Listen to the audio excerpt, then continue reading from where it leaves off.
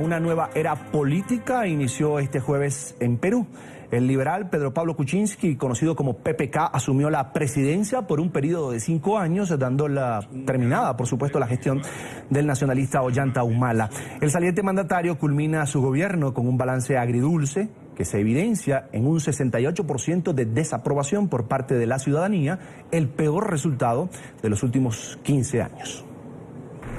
Ollanta Humala, que asumió el poder en 2011 con banderas de izquierda, se caracterizó por ser un gobernante conservador a nivel económico, a quien se le reconocen sus resultados sobresalientes en materia social. Durante su gestión, el gasto en educación representó un 3,6% del Producto Interno Bruto, un aumento de 60 puntos básicos en comparación con la administración de Alan García. La pobreza descendió un 30,7% en 2010 a 21,7% a finales del 2015, así como la tasa de desempleo pasó de 4% en el 2011 a 3,5% en el 2015.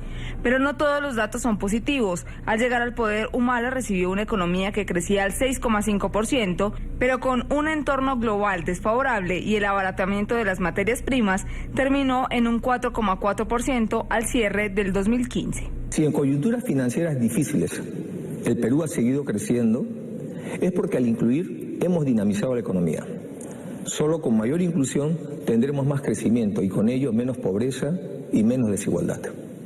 En medio de un entorno internacional complejo y desafiante, el Perú ha podido reducir exitosamente sus niveles de pobreza, mientras que la pobreza en América Latina aumentó.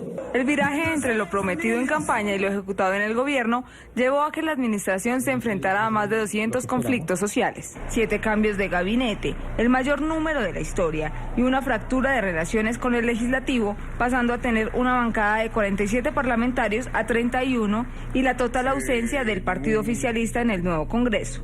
El gobierno de Humala no estuvo exento de acusaciones de corrupción. Nadine Heredia, la polémica primera dama, es investigada por lavado de activos. Además, el ex asesor Martín Belaunde está preso por usar su cercanía con el mandatario para beneficiar a firmas en obras regionales. La gran deuda de la pasada administración es la inseguridad, un tema que el recién posesionado Pedro Pablo Kuczynski pretende tomar como bandera. En el año 2021... año del bicentenario, viviremos en un país seguro.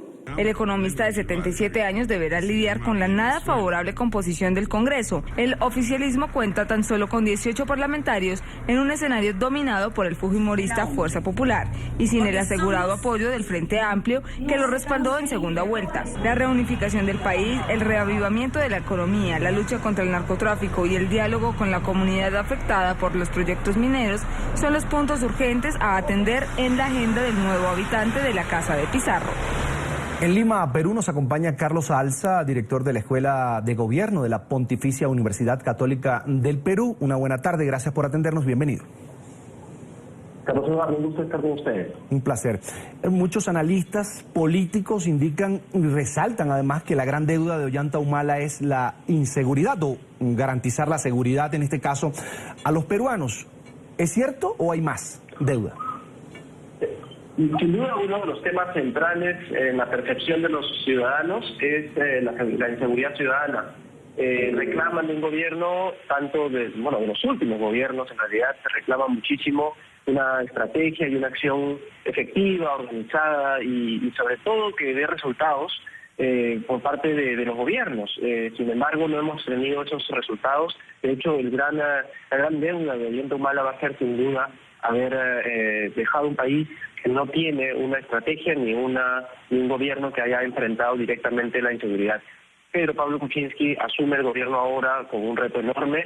Carlos Basombrío, su ministro, yo estoy seguro, tiene que construir una estrategia clara que no ha existido, insisto, en el Perú, más allá de poner más policías, más serenos y seguramente comprar más carros para la policía, pero no hay mucho más construido en materia de seguridad ciudadana. El ciudadano espera esto ansiosamente.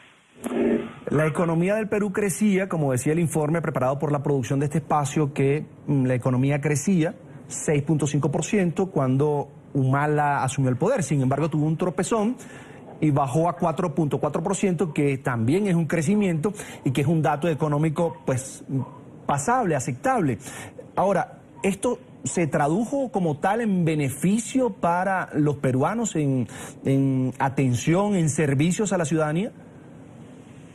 Sí, en primer lugar hay que observar que el gobierno de Ollanta recibe del gobierno de García una economía muy auspiciosa, ¿no? El 6% de García tampoco es en realidad un mérito directo de ese gobierno, porque recordemos que la economía ha sido basada en la industria extractiva, la minería, el petróleo, y los commodities subieron mucho de precio en esa época, de modo que la economía que ha manejado Ollanta Humala, yo diría, es básicamente una continuidad y una economía que se ha estabilizado, pero ciertamente podría haber sido mejor.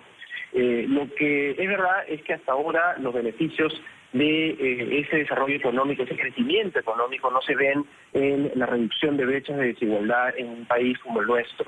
Y lo más crítico es que algunos servicios no mejoran. Es verdad que en algunos sectores ha habido avances importantes, y yo creo que Pedro Pablo Kuczynski está recogiendo esto en materia de educación, por ejemplo, como continuidad de política de Estado.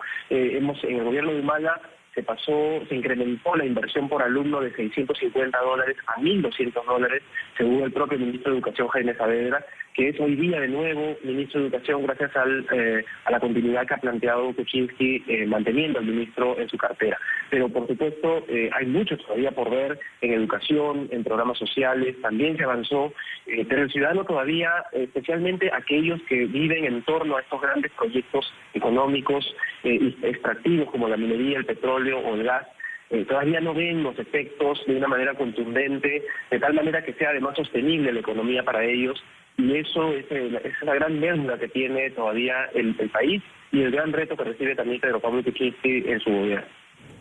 Ahora, cuando Pedro Pablo Kuczynski, ya presidente del Perú, comienza a calentarse como mandatario, todavía no había asumido formalmente, apenas era candidato y decía, tenemos un problema en el barrio, que es Venezuela. Cuando comienza a manejarse de esa manera en su política internacional, ¿los peruanos apoyan esto? ¿Tal vez es un error o está dando la cara, en este caso el presidente Pedro Pablo Kuczynski, por la democracia en América Latina, que mucho se ha cuestionado en los últimos 15 años? Bueno, Kuczynski tiene una trayectoria en los últimos años, por lo menos apoyando, como cuando fue ministro en la época de Toledo y también presidente del Consejo de Ministros, una trayectoria bastante democrática, y yo creo que eso se va a expresar ahora. Se han visto en varias acciones concretas de diálogo, de apertura, de plantearle al Congreso en su propio discurso a la Nación este 28 de julio, hablarle a los ciudadanos y decirles que son ellos actores claves del proceso de desarrollo, y también dirigirse a maestros y al propio Congreso de la República, que es adverso, es un Congreso, o digamos que podría ser adverso porque es un Congreso de una mayoría fujimorista bastante grande, ¿no? Inusitada en el caso peruano. Y entonces creo que allí hay mensajes de libertad de expresión, de respeto a los derechos humanos, que ha estado muy presente este discurso expresamente en el caso del presidente Kuczynski, y eso es importante. Ha habido un discurso inclusivo, se ha hablado de los pueblos milenarios, de los pueblos indígenas, y yo creo que allí hay elementos claves como para pensar que el fortalecimiento de la democracia en Perú y con proyección a América Latina va a tener en el caso peruano un aliado, sobre todo planteándole a Latinoamérica la importancia de tener institucionalidad democrática sólida y además sostenible en la región latinoamericana, ¿no? Carlos, ¿en el Congreso de Perú hay suficiente madurez política como para llevar una buena relación, digámoslo así, con un presidente que era hasta hace poco el enemigo político, digámoslo de esa manera? Sí, y Carlos, usted hace una pregunta muy importante porque lo que hemos visto el día de la juramentación en realidad deja mucho que desear del Congreso. Un Congreso que ni siquiera aplaudió la presencia del presidente, por lo menos el bloque mayoritario y por ahí algunos congresistas más de grupos de minoría que no aplaudieron, que mostraron una hostilidad, digamos, frente a la presencia del presidente y que hasta gritaron viva por Keiko, la que quedó en segundo lugar y que no ganó, y eso muestra de pronto una actitud que los propios presidentes de la región latinoamericana, como Bachelet, Macri y varios otros, en una fotografía que circula por internet, muestran su sorpresa ante una acción bastante, de pronto, poco democrática y de pronto que muestra que están llorando por la herida, dado que no ganaron las elecciones, y que de repente va a significar la gran forma de relacionamiento entre el Congreso y el Ejecutivo. Yo creo que igual siempre es importante reconocer que es un Congreso democráticamente elegido, que son congresistas democráticamente elegidos por la nación, pero que va a recaer en ellos la responsabilidad de ser colaborativos,